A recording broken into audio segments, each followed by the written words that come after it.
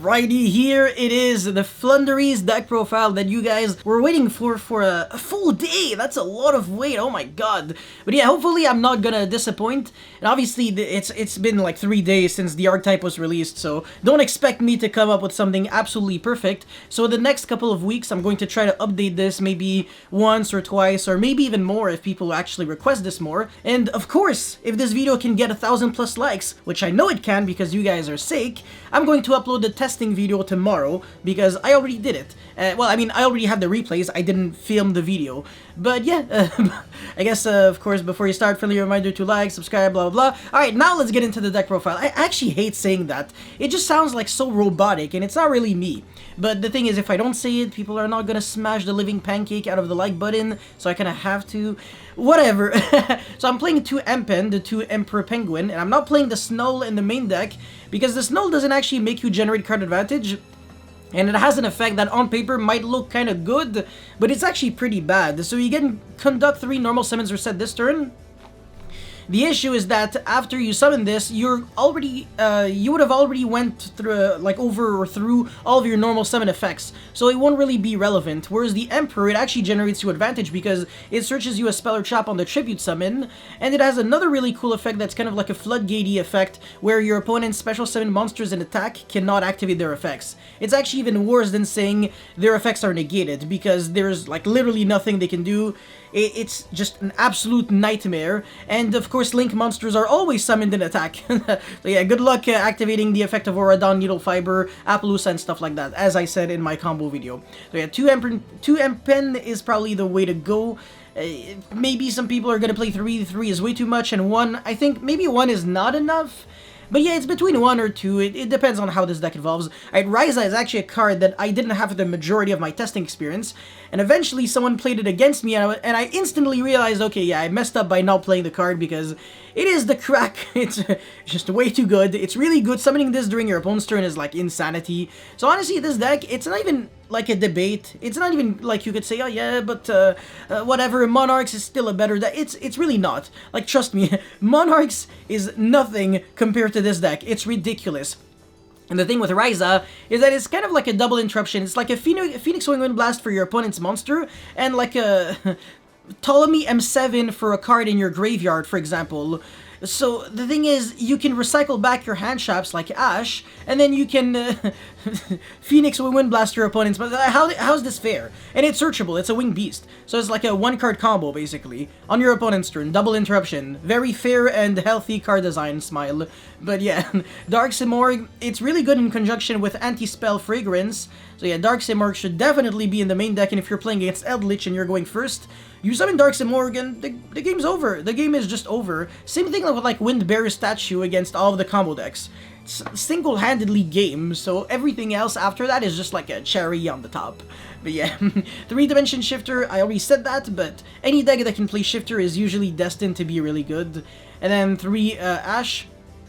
I mean, I guess it's one of the best hand traps, and I didn't really want to play something like Veiler or Droll, because they say you have to send it from the hand to the graveyard, but Ash is like discard, so you can still use it under D-Shifter, D-Fisher, and Macrocosmos, which is pretty practical.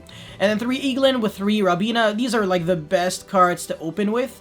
Ostrich is probably one of the worst ones, because all it does is really banish a card from either's graveyard, which honestly is pretty bad, but it could banish cards from your own graveyard, so you have like a virgin graveyard to allow Dimension Shifter to actually activate, which is pretty nice. And then the Toucan is good because it can recycle back any of your banished Flunderies cards, including your spells and traps, so you can banish this either with a field spell or with Trap Trick, for example, and then easily get it back. So Toucan is actually a decent card, honestly. It's really respectable. Alright, now for the consistency. 3 Extravagance and 2 Duality. I just didn't really have the space to play like 3-3 and then like even more stuff. The Requital Wing or whatever, the new card that says like draw 2 if you control 2 Winged Beast, I wouldn't play it, because if you play Requital Wing, you can't play Extravagance, since obviously you have 2 draw cards, starts conflicting, but also Requital Wing is not a starter whatsoever. So it's going to break the majority of the time. Played against someone who actually had it in his deck, and I disagreed with that, but I agreed with the fact that he played Ryza.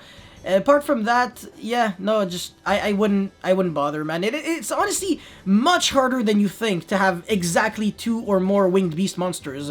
The majority of the time, it's easy to have like 1 But yeah, it's kind of hard because the thing is when you stop using the effects to like extra normal summon every single time, like you won't have your normal summon at the end to tribute summon for Empen and then get the search and everything. So you're gonna have to go like normal Rabina, search for Eaglin, search for Empen or whatever, and then just pass there and not normal summon again. Because if you summon for the Empen, for example, you're gonna have to, I don't know, waste like a normal summon on something, and it's just really bad. So yeah, Ricardo Wing is just not really good, and this is probably the way to go.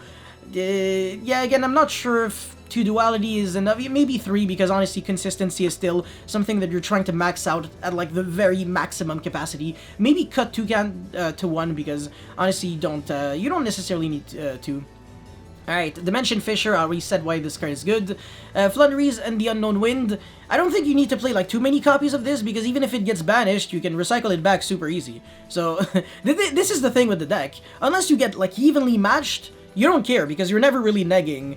And this is not the kind of card that I would actually try to activate this on turn 1. I'd actually try to hold it and not really try to access this as soon as I possibly can, so I can never really get even lead on one-ofs, because if I get even lead on something like the field spell or even the trap card or like Empen, it's not the end of the world because I play multiples, but this, I don't really want to lose it because it's like a permanent Monarch Stormforth. It's actually really, really nasty. And apart from that, it also has kind of like a baby Cosmotown-esque effect where you can shuffle back, well, not shuffle back, it's actually even better than that.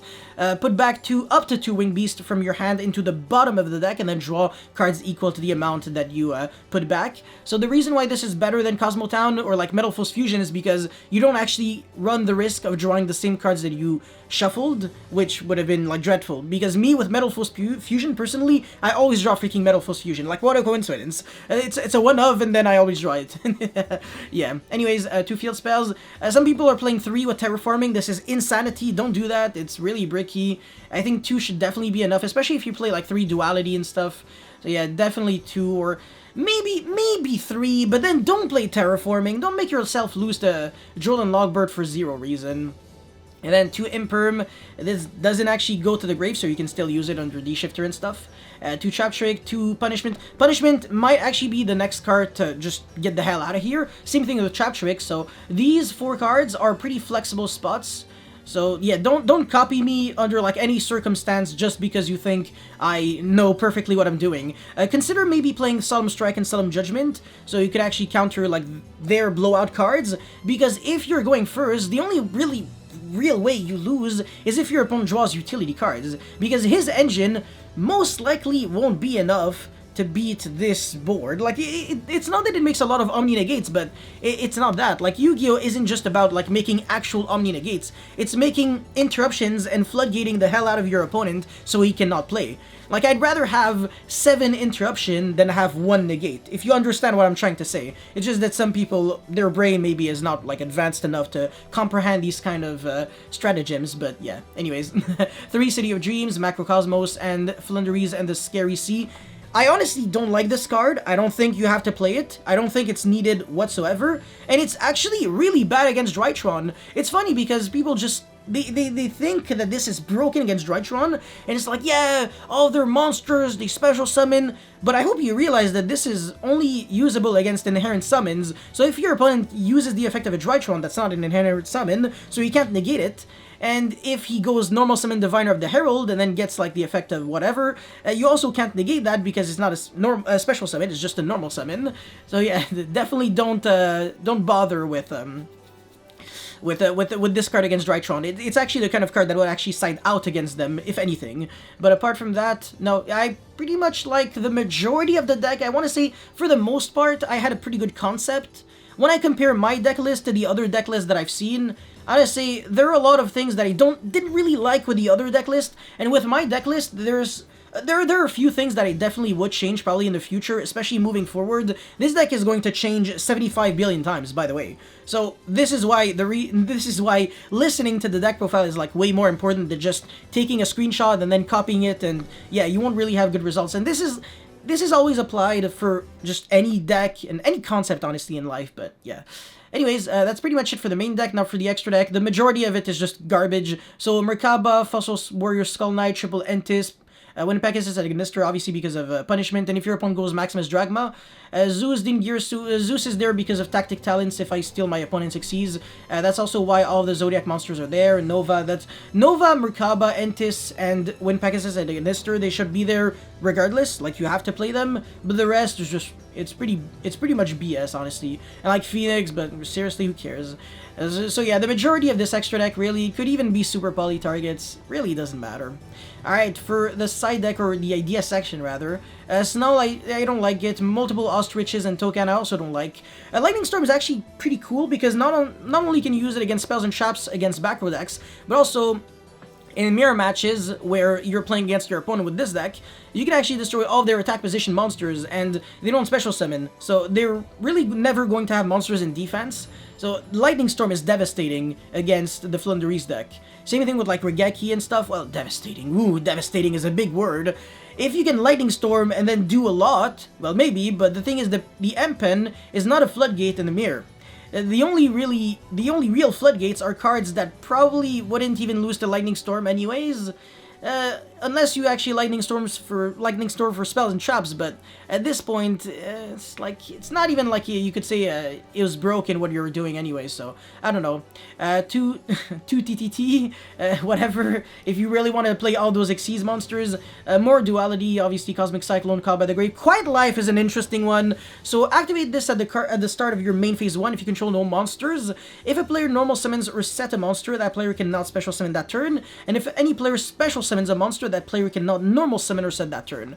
That's usually pretty good against the majority of the decks, but in this deck, you never special summon at all, under any circumstance, unless obviously you're in like a game 2 or 3 or something like that, or if your opponent like went Maximus Dragma to send your Nova. But yeah, this is like a one-sided floodgate. I just wouldn't be main decking cards like that, especially if we're heading into like an unbalanced format where everybody and their mother would be playing this.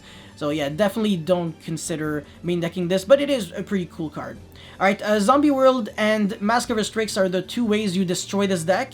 A lot of people actually thought that Zombie World couldn't actually deal with the deck because you could just, well, same thing with Mask of Restrict, because you could actually just send the cards with Floowandereeze and the Unknown Wind since it wasn't a tribute summon, but it is actually not true. It has been specified, instead of tributing, it's still treated as a tribute summon, and you can't just say, oh yeah, but even though I'm trying to tribute summon, like whatever, like I'm sending your card as cost. No, that doesn't work like that. Just don't try to think like that, because the game of Yu-Gi-Oh! It functions in mechanisms where if you can't even legally perform an action, don't try to go any further. You just can't do like something at 50% and then, oh, I unblocked it so I can do the other 50%. No, it's not like that. So if you can't resolve something fully at 100%, you cannot even activate the card or perform the inherent action to begin with. So yeah, these two cards, devastating against the deck if you are trying to not lose against it. And in case we're playing Virtual World, you can actually easily make Beatrice, and then send the Banshee, and then activate the Zombie World. Technically, Burning Abyss can do that too, it's just I don't recommend it, because if you have a spell on the field, you can't really special summon your BAs. Usually, wouldn't be the end of the world, but yeah, if you're playing Burning Abyss, maybe the matchup against this deck shouldn't be that bad, but going second, it looks pretty dreadful. But if you go first and you mail the Banshee, or if you can make a Beatrice and then Banshee, whatever, well, you're pretty much good to go. So yeah, the one-card combo is to pretty much shut down this deck completely. But of course, if you eat a D-Shifter, you're pretty much screwed. Alright, another card that destroys this deck completely is Evenly Matched. Of course, for natural reasons, unless you cite an Apex Avian, so you can tribute summon it, literally, you're not really going to be able to deal with this card too well. You're going to have to eat it and just be like, whatever, I'm just gonna keep the trap card and then still tribute, normal summon and then tribute summon on your turn, whatever. But yeah, it is pretty devastating. And then yeah, lose one turn, anti-spell, other floodgates that this deck can play. Anti-spell being probably one of the better ones, because in conjunction with Dark Simorgh, your opponent cannot activate spells and traps, except if he's using trap cards from the hand, so evenly and Imperm, but that's pretty much it. Anyways, that's it for the deck profile, the Floowandereeze deck. I really hope you guys were able to enjoy and learn a thing or two. Make sure you like the button, make sure you smash the like button and the subscribe button if you're not already. And yeah, that's pretty much it. Thank you for watching. I will see you next time. Peace.